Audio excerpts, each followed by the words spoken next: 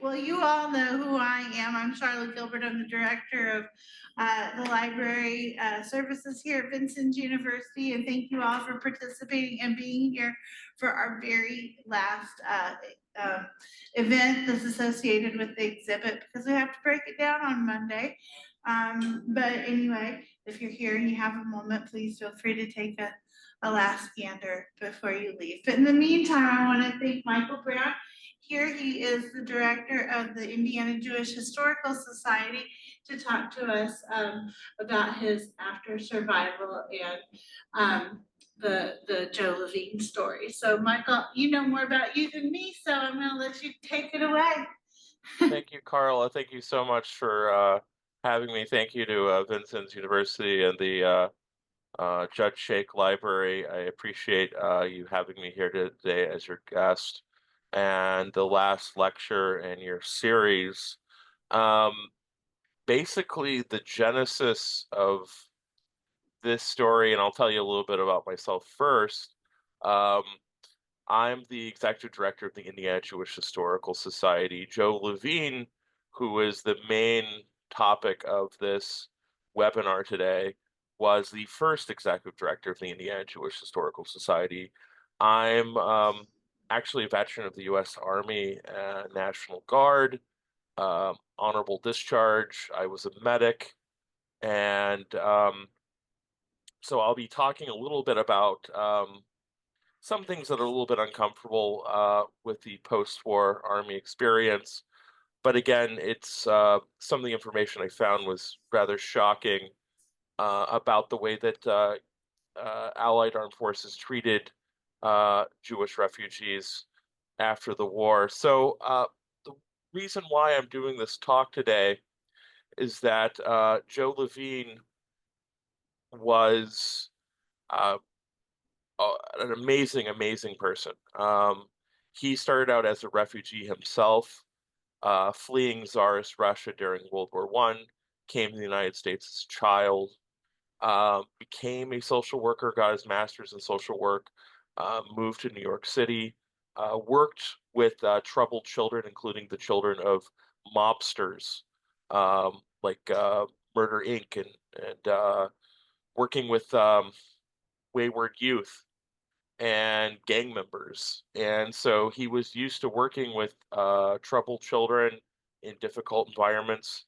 And so when it came to the end of the war, he took a leave of absence from a new job he had just started as the executive director of the Jewish Federation of Fort Wayne after World War II in 1945 to go to Bavaria in West Germany.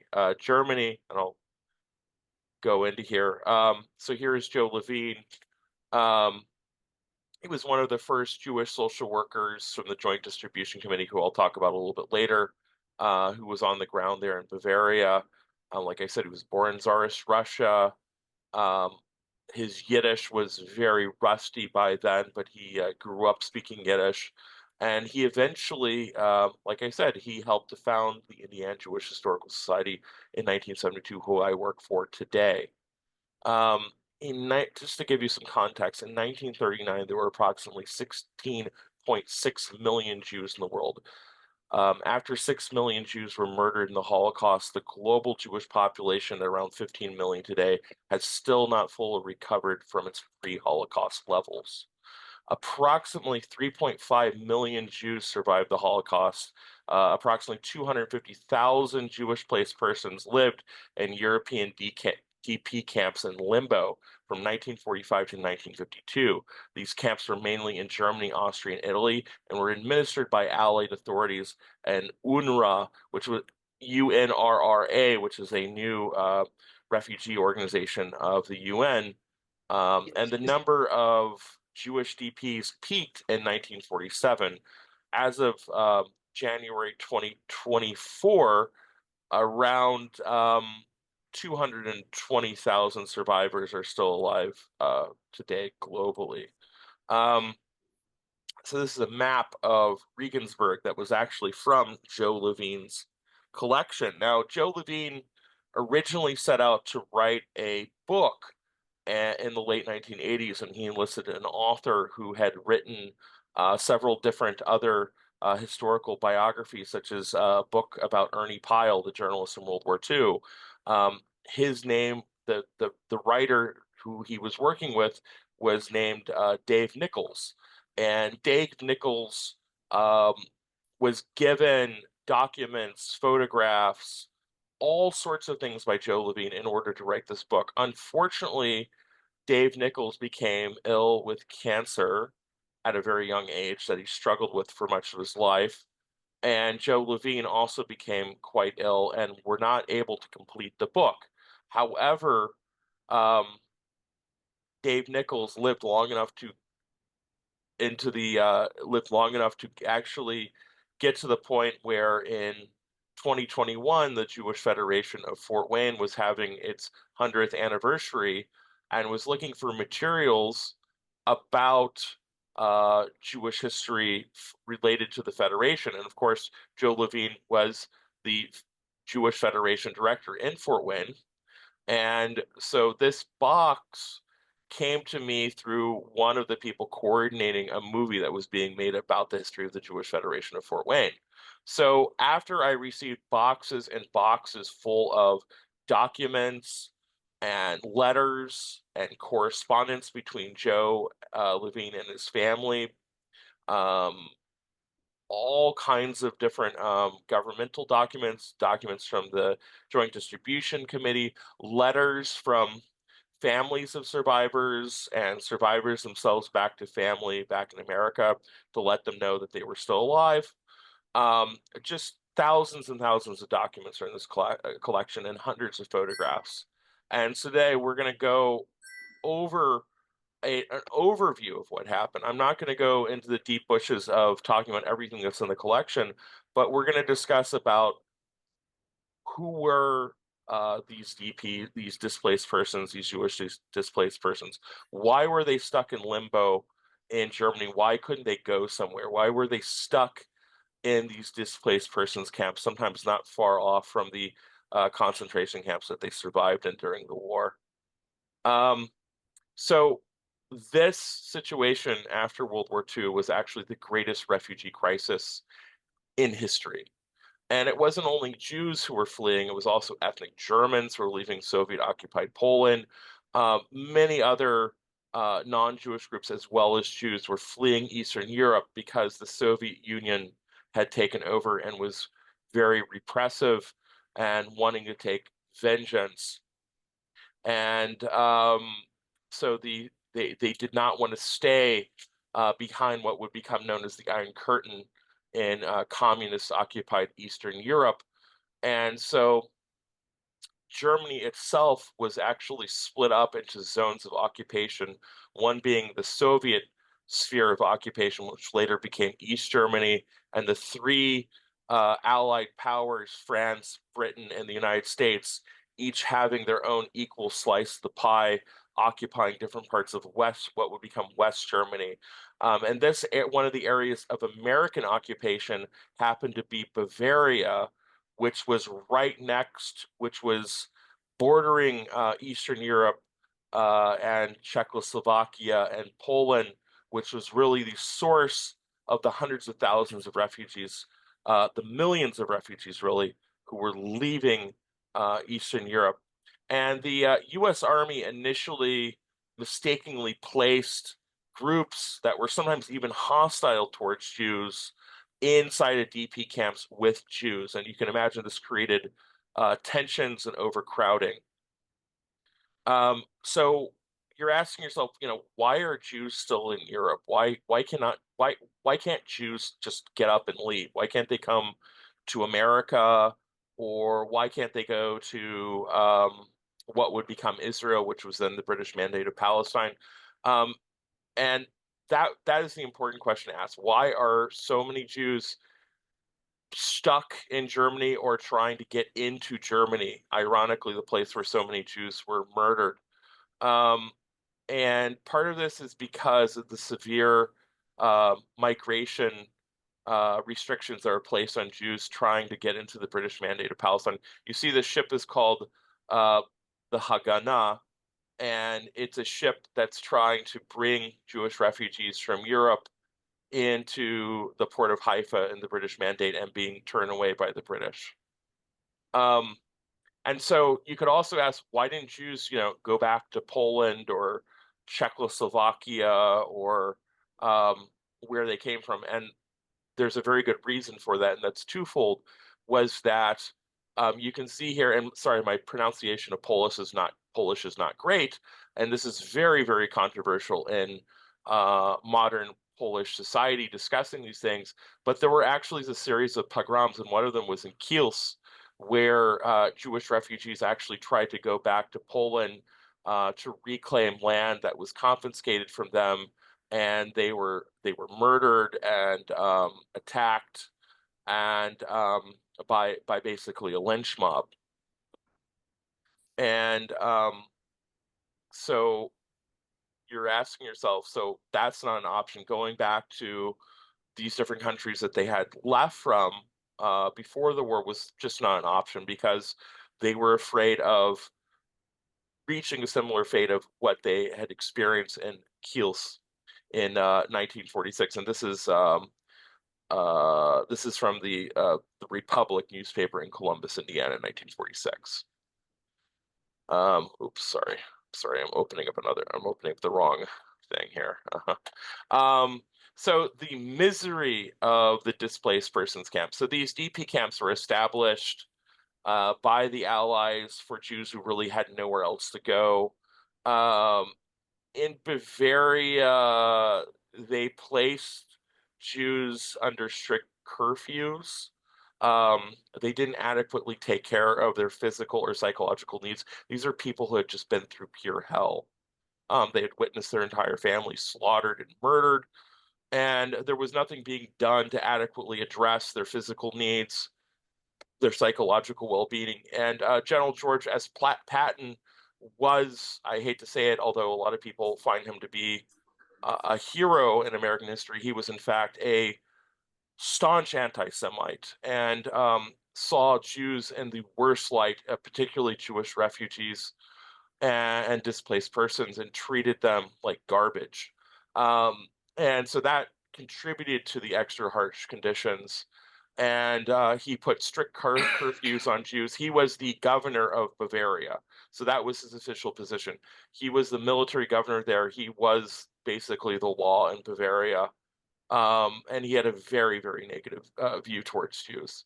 Um, and the average US GI's views became increasingly negative because many of them, according to Joe Levine, started to be brainwashed by their Nazi girlfriends. Um, Now, I want to say some of this might feel very uncomfortable for some people here. I am a veteran in the United States Army. All this makes me feel very uncomfortable saying this, but all of it is true. Now, the Jewish relief organizations that came in, um, such as the Joint Distribution Committee, played a crucial role in supplementing the relief efforts, which were really minimal on the side of the U.S. Army. They were very under-equipped, so they needed to send people that had the ability to deal with people who had just faced psychological trauma, who had serious medical needs. Um, and so here's where the Joint Distribution Committee, a Jewish non-for-profit in the United States, came into play in trying to help these refugees. So these are the identification papers. This also comes from Joe Levine's collection. And so Jews were severely limited in terms of their ability to travel around Germany. They couldn't just simply go from place to place. They had to have specific identification papers.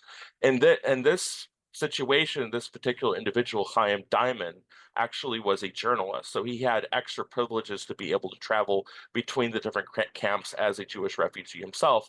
Otherwise, he wouldn't have been able to go from place to place like most other Jewish refugees. And so these are his identification papers for the Allied zone. And so I already covered the Kielce pogrom. So again, Jews were stuck in a Cold War limbo. They couldn't go to beyond the Iron Curtain because there were anti-Semitic policies there, enforced by the Soviet Union, and I'll get into that in a second. They couldn't go to the British Mandate of Palestine because of what was called the White Paper that was signed before the war, that severely limited Jewish migration. And if it had been opened up before the war, many Jews may have survived. Um, Probably would have survived. So why not, stay in the Soviet occupied bloc? So Stalin pushed this idea of the rootless cosmopolitan. He saw Jews as being potentially dangerous intellectuals and wished to suppress them. He attacked Jewish poets, Jewish doctors later, massacring them and murdering them. I believe it was Elie Wiesel, and I don't want to mess up the quote completely, but the spirit of it basically was is that the Nazi Germany may have destroyed the bodies of the Jewish people, but the Soviet Union attempted to destroy the soul of the Jewish people. So it was not a place that Jews wanted to be in. They did not want to be in Soviet-occupied Poland because of the anti-Semitic pogroms and because of the nature of the anti-Semitic Soviet occupiers themselves. Although they claim not to be anti-Semitic and they claim to be anti-racist. That's the irony of it all. Um, so Jews had lived in Regensburg for thousands of years, first coming to actually to Bavaria around the year 900. They had created important mercantile chains, um, particularly in Regensburg, not far from the DP camp where Joe Levine would be. And Joe Levine took an interest in this, and he took pictures, and he was interested in the Jewish life that existed in Bavaria before the Holocaust. And interestingly enough, many of the Jews who came to the Midwest and to Indiana actually came from this region of Germany in the 1840s and 1850s, including the Gembels, by the way. So that's an interesting little tie-in there. The city of and we know who the Gembels are in Vincennes. So the city of Schwandorf, which was close to Regensburg, where a DP camp, a displaced persons camp, was located. It was in ruins from an RAF bombing in April 1945. You can see what the town looked like.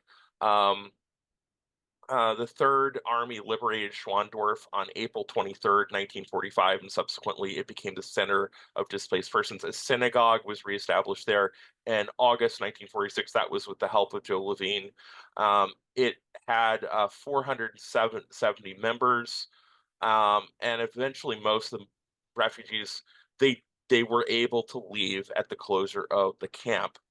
Um, so here's an incredible number. A poll of 19,000 Jewish DPs in Germany, 97% said they wanted to migrate to the British Mandate of Palestine, um, aka the land of Israel. When asked what their second destination would be, if they could not reach Palestine, they answered the crematoria. And we might ask ourselves, why couldn't Jews go to America if Eastern Europe wasn't um, an option, going back home wasn't an option, um, Palestine wasn't an option? Why not allow Jews to go to the United States? Well, in 1924, there were severe restrictions on quota. A quota system was put into place that was mostly inspired by the Ku Klux Klan, that pushed several representatives to enforce that was deeply anti-Semitic and deeply anti-Catholic. And these severe immigration quotas continued into the 1960s. So and so when people say, well, we didn't know what was going on, the effects of the Holocaust in the 30s and the 40s, everyone knew this was after the war. So why not lift the restrictions? So the restrictions continued even after the war. They would not allow mass migration of Jews. There were smaller numbers of Jews who could get in because they had relatives in the United States. The United States could petition for them, but many of them had to way out in limbo in terrible conditions in Germany in the DP camps. Um, One other thing was that um, before 1924, before these severe immigration acts, Zionism, or the movement for Jewish self-determination, was not very popular in America. But once those restrictions were put on, and there was only an option of getting Jews to the British Mandate of Palestine, because a migration had opened up there after World War I, many Jews became Zionists after that. Um, so the refugee relief organization. So, like I said, Joe Levine was working for both the UN and for the Jewish organization called the Joint Distribution Committee. Um, and so he really had two bosses. He wore a military uniform, an army uniform. He had the equivalency of an army rank that he wore, so he could actually give people orders, even though he technically wasn't in the army, um, to get around military bureaucracy there because it was a military ruled government. Um, One of the first things that he witnessed there, when he hit the ground in Germany, was that he went to Dachau, the concentration camp, in October 8th, 1945.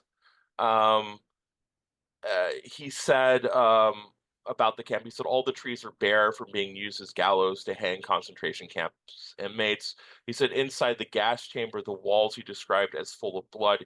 He saw the walls were lined with jars of dust from human remains, and he saw a barrel filled with ashes, those murdered at Dachau. Levine kept two earthenware covers from the crematorium jars that can be seen in this photograph that he has on top of a newspaper in Yiddish that was printed in one of the DP camps. And that is his office in Fort Wayne many years later. And these are a few of the pictures. I believe this is in Dachau. And you can see the caskets, if you look closely, all these caskets lined up of just human remains being buried. And you can see more human remains over here.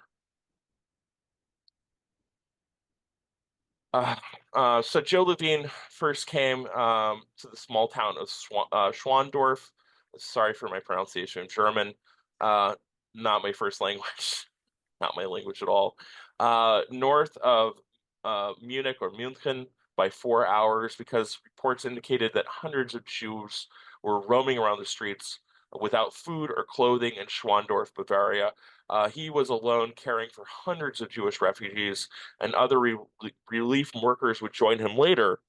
Levine would be in Bavaria for 12 months before going home. And so this is his diploma that he was given, thanking him for his work there. And these are a few different pictures from the DP camp. And so this is just to give you a perspective of the size and scope of the refugee crisis in West Germany. Jews who return home from Germany from captivity, and more than 200,000 to 250,000 who escaped into Soviet Union came back into Poland. The vast majority, 80 to 90%, realized they cannot survive in Poland. They gathered their belongings, paid bribes to help, with the help of the Bricha. Bricha was a Jewish organization that helped smuggle Jews out of Poland into Germany. It was a former Jewish partisans organization that fought against the Nazis. To cross the borders into Germany through Czechoslovakia and Austria. The irony of ironies is that this is the only place in the world that they are safe, is in Germany, in a displaced persons camp protected by American soldiers. This is quoted from David Nassau in October 2020 in the New York Jewish Week. So here's a picture of Joe Levine in a newspaper, a local Yiddish newspaper that was created in the DP camp. Not sure exactly. I think it's a memorial service of some kind. You can notice that one or two of the DPs are still are wearing their clothes that they wore in the concentration camps, the striped pajamas you probably know of. The renewal of the Jewish press. So Der Moment was a huge Yiddish newspaper in pre-war Warsaw, and several of the inmates, they wanted to get busy, they wanted to make their life meaningful, so they decided that they would recreate the Yiddish press that existed before the war in the DP camps to let people know what was going on in the world. And so one of the first things they did was they had Joe Levine go out to find printing presses and ink, and they started getting to work on trying to report what was going on, people trying to find lost loved ones, reporting about programming that was going on in the DP camps, and obviously talking about what they had gone through, and many, many other different topics. So this is trying to recreate a cultural civilization that was destroyed. DP camps became kind of a micro country to itself. Jews from different origins were coming together. They had different types of Jewish religiosity, different types of Zionism. Fights were not uncommon among the youth in the DP camps. There weren't a lot of youth, but the youth there did not have parents, and so they lacked direction. So Joe Levine, with the few children he could find, really tried to help give them a direction. And this is Joe Levine right here at the center of a group of Holocaust refugees at the DP camp. You can see him right here in his uniform, and these are all DPs here with him. And so one of the important roles also in the DP camps was the role of Jewish chaplains who tried to comfort the traumatized. They tried to provide kosher food. They provided Jewish holiday programming and supplies. This is really the good side of the U.S. Army's efforts. They're not all bad, but I would say this is one of the better parts, was the efforts of Jewish chaplains in the U.S. Army. They found supplies like candles for Jewish religious services. These are people that have been deprived of their Judaism for years, and some of them wanted to get back into the lives that they had lost. And they wanted to celebrate as Jews. They wanted to celebrate the little freedom that they had gained back, and the dignity they were slowly gaining back. So this is the Berkovich Siddur. A Siddur is a prayer book, and a prayer book is very important in Judaism. And Moshe Berkovich, he wrote a 150-page prayer book from memory during World War II that he was hiding in a cellar of a Polish farmer. So this particular prayer book was an important part of this Jewish community, a Hasidic Jewish community, and he rewrote all of it from memory, and you can see behind everything that he jotted out from memory, because he was trying to ensure that Jewish spirituality wouldn't die in the concentration camps, that they would be able to take hundreds of years of Jewish religiosity and transfer it to the next generation, that it wouldn't have just died in Bergen-Belsen concentration camp. Here's the Passover being celebrated in the displaced persons camp, handing out matzahs, of course, that were machine made. Very, very important. Jews just celebrated Passover, but for these Jews, this was truly a celebration of liberation, because they had been slaves themselves for years, many of them, and had survived brutal slavery and murder.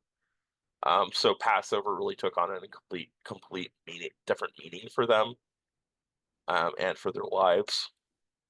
And then, of course, here's Hanukkah in the DP camp, in a DP camp. You can see all the children who were being born in the camp after the war was over.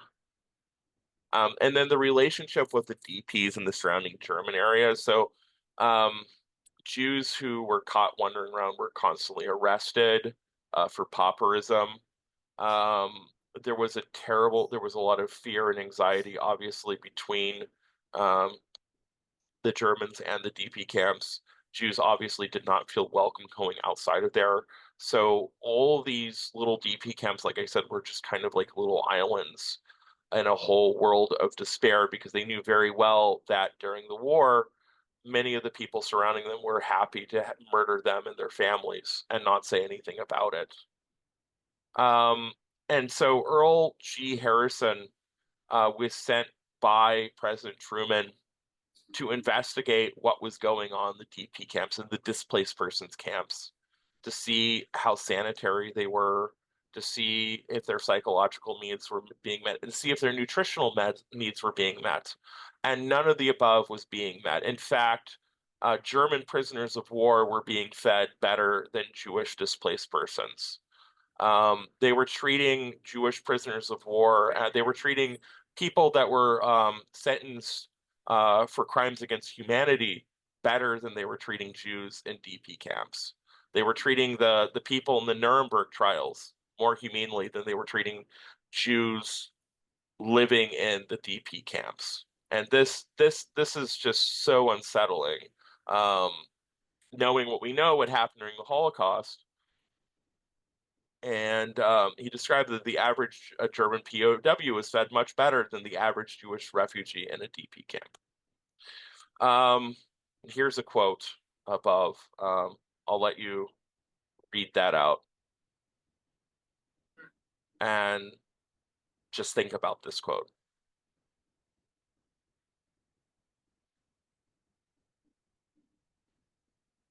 Except we do not exterminate them. Earl G. Harrison. At one point, a local U.S. Army officer attempted to arrest Joe Levine. So Joe Levine described an incident in a letter that he wrote to his wife. He wrote many, many letters to his wife. Weekly, he wrote to her, and she wrote back to him, and he wrote to his son, and his son wrote back to him. And one letter he describes in 1946 when he was nearly arrested for refusing a removal order concerning Jewish displaced persons. So they constantly wanted to move Jews from one camp to another. And here was a group of people that had grown very close to each other and did not want to be removed from each other. They were like a family at that point. Joe Levine had created the feeling of a family for people that had lost everything and lost their entire families. And they did not want to be split up again. And so the army tried to take them and put them in other displaced persons camps. And Joe Levine was like, no. And he was pushing back against it. And they almost put him in jail because of it. But at the end of the day, they didn't remove the DP to another camp. They didn't put them on a train and take them to another camp. He said that would be psychologically devastating for them to have, gone through everything and then to just be put on another train and taken to another DP camp where they didn't know anyone. This is a letter from Albert Einstein, of all people. Joe Levine received hundreds and hundreds of thousands of letters from people in America looking for survivors in the DP camps. And this particular letter, Albert Einstein is looking for Hannah Ungar. And you can see it's coming from the Institute for Advanced Studies at Princeton University, and it's written by Albert Einstein. He's getting letters from Jews all over America, from every strata of life, from people who work in factories that in America who are worried about their loved ones and their relatives, all the way to Albert Einstein. Where did the Jewish DPs ultimately go? So some of the Jewish DPs, most of them went to the British Mandate of Palestine, which later became Israel in 1948. Some ended up in the US, Canada, and Australia, and some ended up staying in West Germany or going to other parts of Europe. And this map from the United States Holocaust Museum shows where Jewish DPs went to. So beginning in late 1945, thousands of Jews from Eastern Europe, like I said, streamed into Germany and Austria. The vast majority of Jewish DPs emigrated between 1948 to 1952, but a small Jewish population remained in Germany. The last camp at Vorenwald was closed by the West German government in 1957. By then, all the remaining DPs were resettled into existing communities. And here's some other pictures of Joe Levine and Schweindorf and pictures of the DP camp. Now, talking about how did the Jews get out of the DP camps, one of the most important people was a Hoosier himself in this role was James G. McDonald. He was a Catholic. He was an advocate for Jewish refugees since the beginning of the Roosevelt administration in the early 1930s, trying to get Jews out of Europe during the Holocaust. He was from Albany, Indiana. He was a member of what was called the Anglo-American Committee for Inquiry on Palestine, which was set up 10 December 1945 to examine the possibilities for mass settlement of European Jews in the British Mandate of Palestine. There was a huge pushback against this. Arab organizations, um, all kinds of American organizations, George C. Marshall, members of the Truman administration, John Foster Dulles, members of the members of what would become the CIA, were against this because they felt that it would create tensions with the Arab world. And its final report of the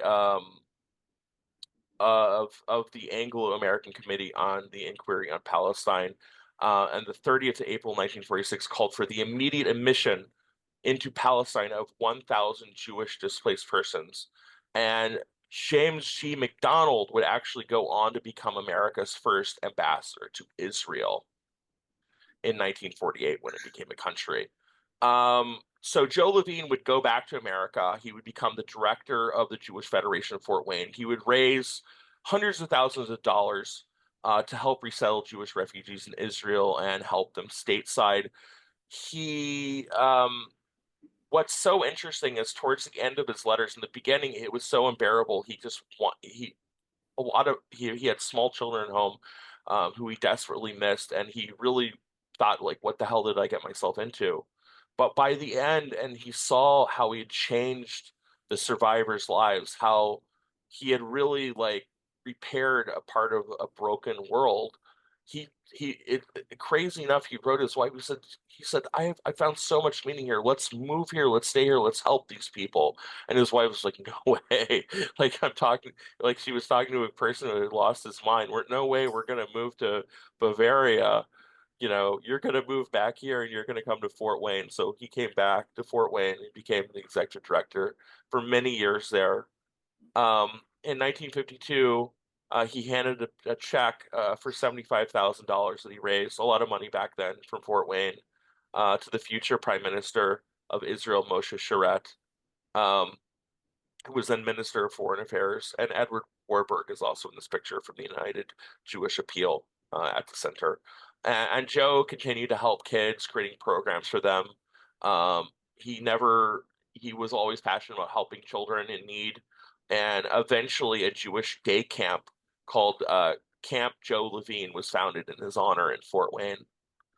And so I want to thank Dave Nichols, who passed away since then, for giving us the Joe Levine collection, um, the United States Holocaust Museum, the Hoosier Chronicles digital newspaper collection of the Indiana Historical Bureau, the National Archives for the Truman administration's views on GP camps, The Long Way Home, which is an excellent documentary film that I really strongly recommend that you watch. It's on YouTube for free. Check it out right after this or when you can watch it. It's excellent. The archives of the Joint Distribution Committee, the YIVO Institute archives, and We Remember with Reverence and Love by Hasia Diner, which is three final thoughts I want to leave you with that you might want to ask questions about, and I'll wrap this up quickly. Should we seriously rethink the historical role of U.S. forces in post-war Germany? These are questions I'm laying out here. Was the refusal to admit Jewish refugees a result of ongoing anti-Semitism in the U.S. government departments, such as the State Department? And thirdly, can we finally dispel the myth that American Jews did not care about the Holocaust, i.e., the myth of silence after the Holocaust through stories like Joe Levine's? And so those are my three final thoughts. I'm open to taking questions and answering them. We had a few of them in the chat, Michael. So one of the questions had to do, there was a newspaper photo. Yes. And they wanted to know which figure is Joe Levine. It was several slides back. Yeah, that was Joe Levine in the picture over the newspapers. Yeah, they wanted to know which one. Which, that picture with it that had newspapers in Yiddish. Hmm. Those were the paper. I'm not sure how to answer that question. Okay. Are there any reports or documents about other regions in Bavaria in the Joe Levine collection, like Upper Bavaria or Franconia? Yes, there are. There are. I focus mostly on Schwandorf because that's where he primarily was at, but there is lots and lots of information that he collected and he saved from reports of working with other DP camps all over Bavaria. And yes, we have numbers of the displaced persons in those other DP camps. And we have lots and lots of information, vignettes and stories. Yes, we have all of that that's in the collection. I didn't have time, however, to go in through all of that, but yes, there are detailed accounts and the thousands of documents that we've collected from his collection. Does anyone have questions here? Thank you. Yeah, it was wonderful. Um, On a follow-up from the photo, it said it was a group photo with several individuals in striped pajamas. Was Joe in that picture? yes, he was. Yeah. Correct. Did you know which one? He's in the army uniform. He's Okay. in the center in the army uniform in both pictures. In most of the pictures from the 40s, those are in Fort Wayne. Those are all being scanned right now. We have what's called the Joe Levine Project. And if anyone would like to contribute to that project, please email me, michael.joseph.brown, or if anyone would like to see if we could find a document for them about families or relatives, or if they were U.S. military personnel in Bavaria, I'd be happy to hear from you about that. Do we have any other questions from the panelists or from the audience? This was recorded. How do you get to the recorded view if you want to view it again?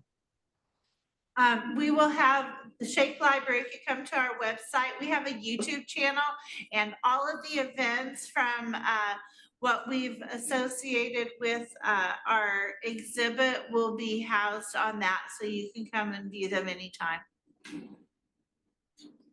Thank you. Yes.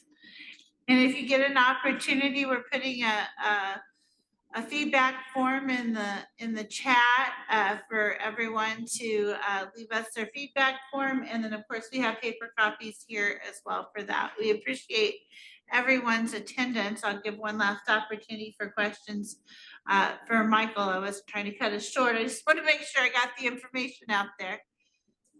Yeah, thank you. And thank you for doing this again. Do we have any other questions?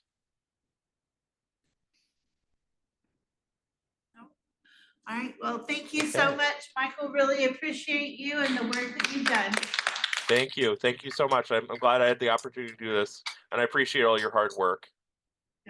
Yeah, we do too, but one week left and that's it. Like Monday, we're closing down. So, but appreciate all that you do. Thank you so much. Thank you. Have a great day. Be well.